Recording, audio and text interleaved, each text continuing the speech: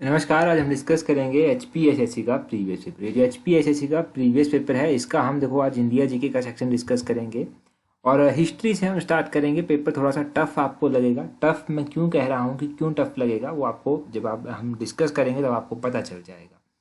तो चलिए डिस्कस करते हैं क्वेश्चन नंबर 108 से। 108 में बोलते हैं which ruler is represented as wearing trouser and long boots. तो किस शासक को जो है वो पजामा यानी ट्राउजर में लंबे जूते पहने हुए जो था वो निरूपित किया गया है। तो ये किस शासक को किया गया है? ये कनिष्क को किया गया है। ऑप्शन ए जो है वो सही आंसर है, कनिष्क। अब कनिष्क को कैसे रिप्रेजेंट किया गया है ये आपको पता चल गया कि उसने लंबा एक पजामा पहना हुआ है, लंबे जूते पहने हुए हैं, इस तरह से जो है उसको दर्शाया गया है। अब कनिष्क के बारे में जानिए कि कनिष्क जो था एक कुषाण शासक था। अब ये कुषाण शासक था कनिष्क एक। कहा जाता है कनिष्क के बारे में कि जो शक संवत चला हुआ है, जो शक संवत की हम बात करते हैं, ये शक संवत जो था वो कनिष्क के द्वारा ही जो था वो इंट्रोड्यूस किया गया था। और कनिष्क के बारे में ये भी कहा जाता है कि इसके कार्यकाल के दौरान जो था वो कुछ विद्वान हुआ करते थे जिनके बारे में अक्सर एग्जाम में पूछा गया है। जैसे कि पूछ लेते हैं कि चरक, चरक का नाम आपने सुना है। चरक किसके कार्यकाल के दौरान विद्वान थे? तो चरक कनिष्क के कार्यकाल के दौरान विद्वान थे। नागार्जुन भी जो था वो इनके कार्यकाल के दौरान जो था वो हुआ करते थे। वसुमित्र हुआ करते थे इनके कार्यकाल के दौरान। तो ये आपने कनिष्क के बारे में थोड़ी सी बेसिक चीज़ें ध्यान रखनी है। अगला क्वेश्चन देखिए 109 नंबर क्वेश्चन। बोलते हैं the Chinese pilgrim who visited during Harsha's reign was. तो हर्ष के शासनकाल के दौरान विजिट करने वाला चीनी यात्री कौन था जो हर्ष के कार्यकाल के दौरान आया था? तो देखो हर्षवर्धन के कार्यकाल के दौरान जो चीनी यात्री आया था उसका क्या नाम था? उसका नाम था हेनसांग। हेनसांग ऑप्शन ए जो है वो सही आंसर है। ये क्वेश्चन तो पहले भी पूछा गया है, बहुत बार पूछा गया है। अब हेनसांग के बारे में अगर आप बात करेंगे तो ये देखो आप ध्यान रखना है आपने कि हर्ष के कार्यकाल के दौरान आया था। ये आया क्यों था भारत? तो ये भारत इसलिए आया था ताकि बौद्ध विश्वविद्यालय जैसे कि नालंदा महाविहार यहाँ पर था, तो उसमें ये पढ़ाई कर सके और यहाँ से कुछ बौद्ध ग्रंथ भी जो था वो अपने साथ ले जाना चाहता था। इसलिए ये भारत आया था और 630 ईस्वी के आसपास जो था ये यहाँ पर आया था। यहाँ का विजिट इसने किया था। ये आप ध्यान रखिए। अब कई बार एग्जाम में क्वेश्चन क्या पूछा जाता है हर्ष के बारे में कि हर्ष का युद्ध किसके साथ हुआ था? तो हर्ष का युद्ध हुआ था चालुक्य शासक पुलकेशिन द्वितीय के साथ। पुलकेशिन सेकंड के साथ हर्षवर्धन का युद्ध हुआ था और इस युद्ध में हर्ष की जीत हुई थी कि हार हुई थी? तो इस युद्ध में जो था वो हर्षवर्धन की हार हुई थी, ये भी ध्यान रखना है। और ये युद्ध जो था वो नर्मदा नदी के किनारे हुआ था, ये भी ध्यान रखना है आपको। ये सारे के सारे क्वेश्चन एग्जाम में पहले भी रिपीट हुए हैं, तो इसीलिए हम इनको बार बार डिस्कस करते रहते हैं। अब अगला क्वेश्चन देखिए 110 नंबर क्वेश्चन। बोलते हैं Jorwe culture is associated with. ये जो जॉर्वे कल्चर है ये किससे संबंधित है? जॉर्वे कल्चर की बात करें तो ये संबंधित है चैलोलिथिक एज से। चैल्कोलिथिक एज से ये संबंधित है। ऑप्शन ए सी जो है वो सही आंसर है। अब चैल्कोलिथिक एज, पैलियोलिथिक एज हो गया, नियोलिथिक एज हो गया, इनके बारे में भी थोड़ा थोड़ा जानते हैं। अब देखो हुआ क्या हुआ, इस तरह से कि जो नियोलिथिक एज थी जब उसका एंड हुआ था तो उस नियोलिथिक एज में पढ़ा जाता है कि मेटल का यूज किया गया, कॉपर का यूज जो था वो सबसे पहली बार किया गया था। अब उसके बाद एक और कल्चर आया। इस कल्चर में क्या होता था, इसमें स्टोन का यूज भी किया जाता था और कॉपर का यूज भी किया जाता था। तो इसके बारे में लोगों को पता चला स्टोन और कॉपर का यूज कैसे किया जाएगा। तो इस कल्चर को क्या नाम दिया गया? इसको चैल्कोलिथिक कल्चर जो था वो इसको नाम दिया गया। ये आपने याद रखना है। चैल्कोलिथिक का मतलब क्या होता है? इसका मतलब भी स्टोन और कॉपर होता है। तो स्टोन और कॉपर इसका मतलब होता है, ये आप ध्यान रखिए। अब ये जो जॉर्वे कल्चर है, जॉर्वे कल्चर जो है वो कहाँ पर पाया गया, इंडिया में कहाँ पर पाया गया? तो इसने जो था वो महाराष्ट्र के रीजन को कवर किया। महाराष्ट्र के सारे रीजन को इसने कवर कर लिया, सिर्फ कुछ एक रीजन को छोड़ दिया, जिसमें एक तो आपका विदर्भा रीजन आता है, यहाँ का विदर्भा रीजन, और दूसरा आपका कोंकण रीजन आता है। इन रीजन को छोड़कर जो था पूरे महाराष्ट्र को जो था वो इस जॉर्वे कल्चर ने जो था वो कवर किया हुआ था। तो अगला क्वेश्चन देखते हैं अब हमारे पास क्या है। बोलते हैं which of the following Vedas is partially a prose work. तो निम्नलिखित में से कौन सा वेद जो है वो असंतता एक काव्य कृति है? जहाँ पर प्रोज की बात की गई है वो कौन सा आपका वेद आता है? तो वो आता है आपका यजुर्वेद। यजुर्वेद जो है इस क्वेश्चन का सही आंसर होगा। अब यजुर्वेद में क्या बात की गई है? काव्य कृति की बात की गई है, ये आप ध्यान रखिए।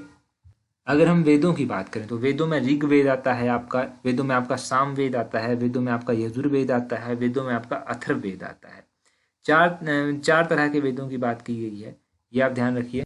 ऋग्वेद से स्टार्ट करते हैं थोड़ा सा जानना। तो ऋग्वेद जो है इसमें 1028 सूक्त पाए जाते हैं। ऋग्वेद से जो है वो गायत्री मंत्र लिया गया है। ऋग्वेद के तीसरे मंडल से जो है वो गायत्री मंत्र लिया गया है। टोटल यहाँ पर 10 मंडल हैं।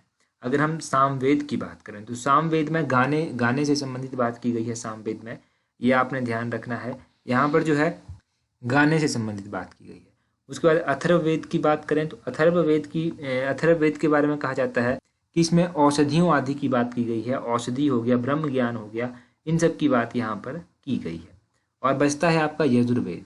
तो यजुर्वेद में काव्य कृति आप कह सकते हैं, ये काव्य कृति की कुछ इसमें बात की गई है। रिचुअल्स आपके कर्मकांड हो सकते हैं इसमें। तो ये सब जो है यजुर्वेद में बातें की गई हैं।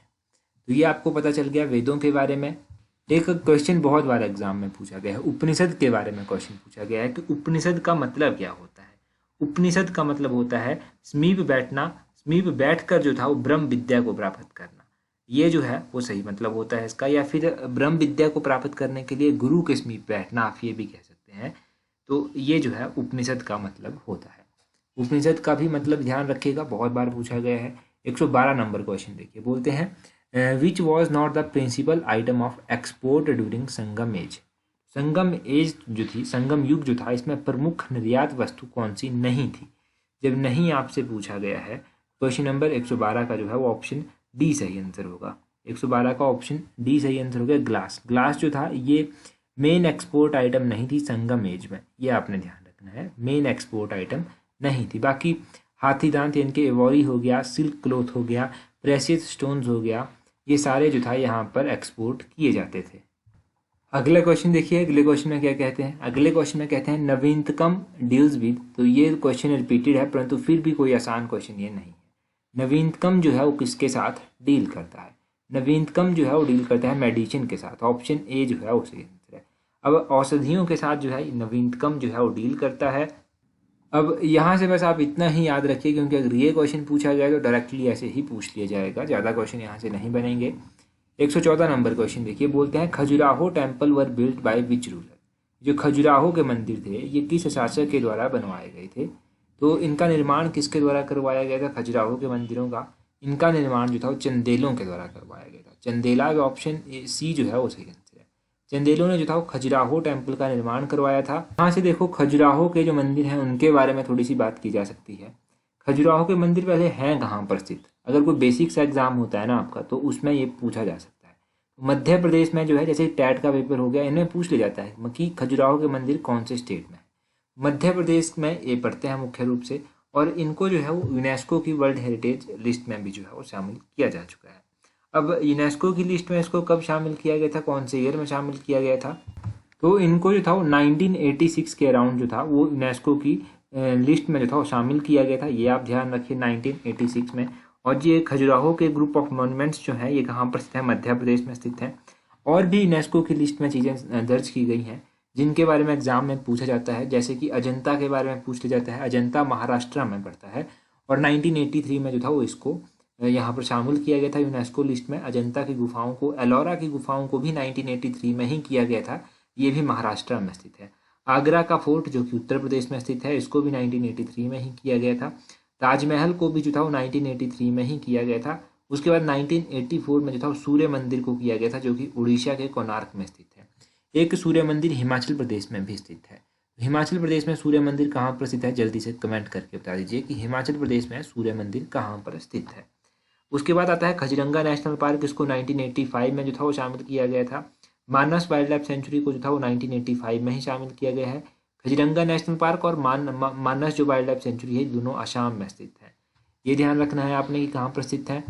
फतेहपुर सिकरी जो कि उत्तर प्रदेश में स्थित है, इसको 1986 में किया गया था। एलिफेंटा की जो गुफाएं हैं जो कि महाराष्ट्र में स्थित हैं, इनको 1987 में जो था वो किया गया था। सुंदरबन जो नेशनल पार्क है उसको 1987 में किया गया था। सुंदरबन नेशनल पार्क जो है वो कहाँ पर स्थित है, वेस्ट बंगाल में स्थित है। हुमायूं का जो टॉम्ब है, हुमायूं का जो मकबरा है वो दिल्ली में स्थित है, इसको 1993 में जो था वो शामिल किया गया था इसमें यूनेस्को की लिस्ट में। कुतुब मीनार को भी 1993 में ही किया गया था। और हमारे हिमाचल की भी साइट्स आती हैं, जैसे कि हमारा कालका शिमला रेलवे ट्रैक हो गया। कालका शिमला रेलवे ट्रैक जो है इसको कब किया गया था, इसको 2008 में किया गया था। और कालका शिमला रेलवे ट्रैक के अलावा जो है अपना जो ग्रेटर हिमालयन नेशनल पार्क है उसको भी शामिल किया गया है, उसको 2014 में किया गया था।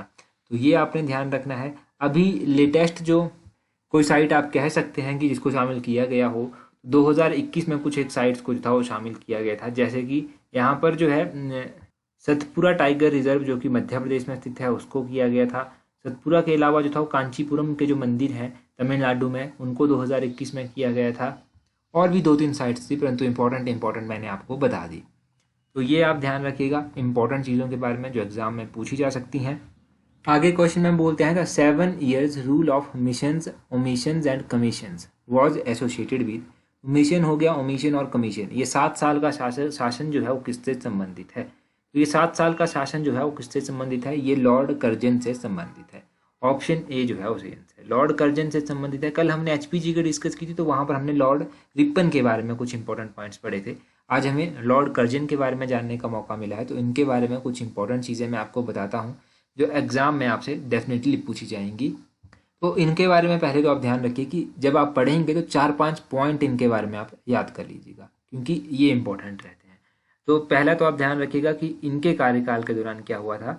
इनके कार्यकाल के दौरान 1905 में जो था बंगाल विभाजन हुआ था। बंगाल विभाजन इनके कार्यकाल के दौरान हुआ। इनके कार्यकाल के दौरान जो था वो 1902 में जो था वो पुलिस कमीशन जो था वो अपॉइंट किया गया था सर एंड्रयू फ्रेजर की अध्यक्षता में, ये भी ध्यान रखना है। इनके कार्यकाल के दौरान जो था वो यूनिवर्सिटीज़ कमीशन एक्ट 1902 आया था, इसको पास किया गया था 1904 में। फिर ये इंडियन यूनिवर्सिटीज़ एक्ट के नाम से जो था वो जाना जाने लगा। ध्यान रखिएगा कि 1904 में जो इंडियन यूनिवर्सिटी एक्ट आया है वो इन्हीं के कार्यकाल के दौरान आया है। इनके कार्यकाल के दौरान डिपार्टमेंट ऑफ कॉमर्स और इंडस्ट्रीज़ ये भी जो था वो स्थापित किया गया था। तो ध्यान रखिए department of commerce and industries Lord Curzon के कार्यकाल के दौरान स्थापित किया गया था। इन्हीं के कार्यकाल के दौरान एक कर्जन किचनर कंट्रोवर्सी भी हुई थी, वो भी आप ध्यान रख लीजिए। कर्जन किचनर कंट्रोवर्सी इन्हीं के कार्यकाल के दौरान हुई। तो ये सब हो गया लॉर्ड कर्जन के बारे में। अच्छा, इनका कार्यकाल कब से लेकर कब तक था ये तो बताया ही नहीं। तो इनका कार्यकाल जो था वो 1899 से लेकर 1905 के बीच में था। 1899 से लेकर 1905 तक इनका कार्यकाल रहा था, ये ध्यान रखना है आपने। अगला क्वेश्चन देखिए 119 में बोलते हैं who was not a no changes in politics after the withdrawal of non cooperation movement. बोलते हैं असहयोग आंदोलन वापस लिए जाने के बाद राजनीति में कौन सा नो चेंजेस नहीं था?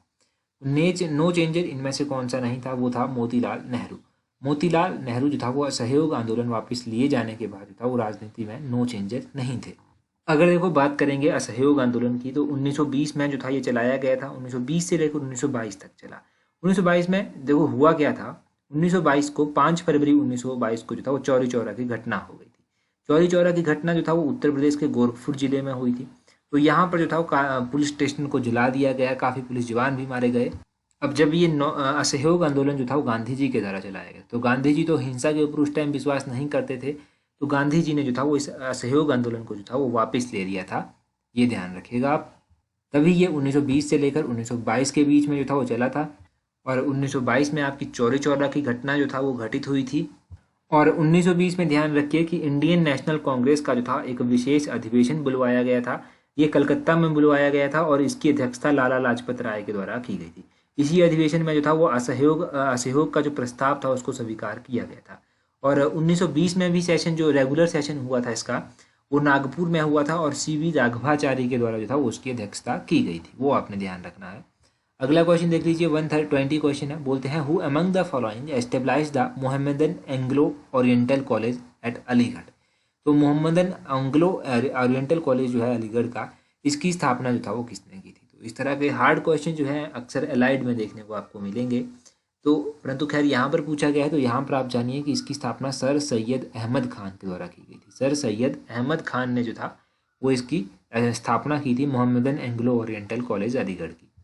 अच्छा, और ये स्थापना की कब गई? तो ये स्थापना 1875 में की गई थी। 1875 में जो था ये इसकी जो था वो स्थापना की गई थी और सर सैयद अहमद खान के द्वारा इसकी स्थापना की गई थी। बाद में चलकर जो था इस मोहम्मदन एंग्लो ओरिएंटल कॉलेज को जो था वो किस नाम से जाना जाने लगा? इसको अलीगढ़ मुस्लिम यूनिवर्सिटी के नाम से जो था वो जाना जाने लगा, ये भी ध्यान रखना है आपने। तो यहाँ से यही इंपॉर्टेंट क्वेश्चन बना जीके का जो आपने जान लिया, याद रखिएगा इसको। अब पिछले कल हमने क्या डिस्कस किया था? पिछले कल हमने नवंबर महीने के इम्पोर्टेंट डेज जो था वो डिस्कस किए थे। और पिछले कल ही मैंने आपसे क्वेश्चन पूछा था, क्या क्वेश्चन पूछा था कि इंटरनेशनल गर्ल चाइल्ड डे जो है वो कब मनाया जाता है? तो बहुत सारे लोगों ने सही कमेंट किया था कि अक्टूबर 11 को जो है ये इंटरनेशनल गर्ल चाइल्ड डे मनाया जाता है। तो ध्यान रखिएगा कि कब मनाया जाता है। अभी आप मुझे क्वेश्चन का आंसर कमेंट करके बताइए कि लीगल सर्विसेज डे कब मनाया जाता है। लीगल सर्विसेज डे कब मनाया जाता है, ये आप जल्दी से कमेंट करके बता दीजिए। और अभी हम डिस्कस करेंगे दिसंबर महीने के इम्पोर्टेंट डेज। दिसंबर महीने में जो इम्पोर्टेंट डेज मनाए जाते हैं उनमें सबसे पहले दिसंबर 1 को जो है वो वर्ल्ड एड्स डे जो है वो मनाया जाता है 1 दिसंबर को। उसके बाद 2 दिसंबर को international day for the evolution of slavery जो है वो मनाया जाता है। 3 दिसंबर को जो है वो वर्ल्ड डिसेबिलिटी डे जो है वो मनाया जाता है। वर्ल्ड डिसेबिलिटी डे 3 दिसंबर को मनाया जाता है। उसके बाद आता है 4 दिसंबर को नेवी डे जो है वो मनाया जाता है। उसके बाद आता है 5 दिसंबर को जो है वर्ल्ड सॉइल डे जो है वो मनाया जाता है। विश्व मृदा दिवस जो है वो मनाया जाता है 5 दिसंबर को। 5 दिसंबर के बाद 7 दिसंबर आता है। 7 दिसंबर को जो है वो आर्म फोर्सेस फ्लैग डे भी मनाया जाता है। और 7 दिसंबर को ही जो है वो इंटरनेशनल सिविल एविएशन डे भी मनाया जाता है। दिसंबर 9 को मोस्ट इंपॉर्टेंट डे मनाया जाता है आपका international anti corruption day. International anti corruption day 9 दिसंबर को मनाया जाता है। 10 दिसंबर को भी आपका मोस्ट इंपॉर्टेंट डे मनाया जाता है, वो है ह्यूमन राइट डे। ये 10 दिसंबर को जो है वो मनाया जाता है। 11 दिसंबर को आपका इंटरनेशनल माउंटेन डे जो है वो मनाया जाता है 11 दिसंबर को। और 11 दिसंबर के बाद 14 दिसंबर को जो है वो नेशनल इमरजेंसी कंजर्वेशन डे जो है वो मनाया जाता है। और उसके बाद जो है 22 दिसंबर को जो है वो नेशनल मैथमेटिक्स डे मनाया जाता है। 22 दिसंबर से पहले 18 दिसंबर को भी एक डे मनाया जाता है। 18 दिसंबर को इंटरनेशनल माइग्रेंट्स डे जो है वो मनाया जाता है। इंटरनेशनल माइग्रेंट डे जो है वो 18 दिसंबर को मनाया जाता है। तो ये आपने इम्पोर्टेंट डे याद रखने हैं। दिसंबर महीने के सारे इंपॉर्टेंट डेज हैं। और कमेंट करके आपने क्या बताना है कि लीगल सर्विसेज डे कब मनाया जाता है। और रही बात टेलीग्राम की, तो टेलीग्राम पर आपको हर एक चीज़ इंपॉर्टेंट जो है होती है एग्जाम पॉइंट ऑफ व्यू से वो प्रोवाइड करवा दी जाती है पीडीएफ की फॉर्मेट में। टेलीग्राम के लिए आप अपना टेलीग्राम ओपन कीजिए, वहाँ से सर्च कीजिए इस तरह से @allexam31। आपको हमारा टेलीग्राम चैनल जो है वो मिल जाएगा। टेलीग्राम पर 18,600 से अधिक लोग हमारे साथ जुड़ चुके हैं, तो आप भी जुड़ जाइए ताकि आने वाले हर एक एग्ज़ाम में जो है वो आपको हेल्प मिलती रहे। जैसे कि आपको पहले भी जो है हेल्प मिलती रही है एग्ज़ाम्स में, आगे भी हेल्प मिलती रहे, तो टेलीग्राम पर भी ज्वाइन कर लीजिए। आज की वीडियो में इतना ही काफ़ी था। So that's all for today. Thank you very much for watching and listening it very patiently.